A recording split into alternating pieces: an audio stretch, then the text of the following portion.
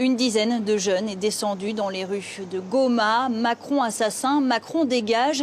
Voilà les slogans que l'on pouvait entendre. Un drapeau français a aussi été brûlé par les manifestants. Alors cette manifestation à Goma, dans l'est du pays, rappelle celle qui s'est tenue hier à Kinshasa. Des dizaines de jeunes ont tagué l'ambassade de France. Des drapeaux russes étaient également brandis par les manifestants. Alors à l'origine de cette colère, la visite d'Emmanuel Macron à Kinshasa.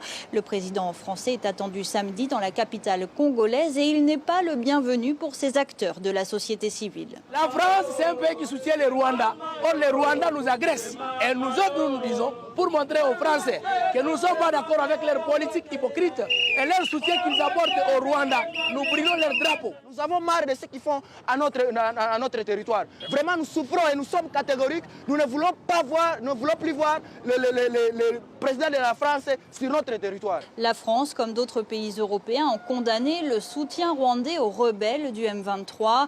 Emmanuel Macron avait rappelé lundi dans son discours que la souveraineté et l'intégrité territoriale de la République démocratique du Congo ne se discutent pas. Le parti présidentiel, l'UDPS, a appelé ses militants à réserver, je cite, un accueil chaleureux à Emmanuel Macron.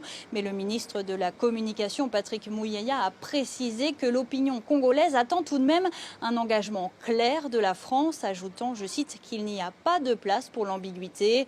En clair, Kinshasa attend des sanctions contre le Rwanda. Dans l'est du pays, le M23 continue de s'emparer de localités autour de Goma.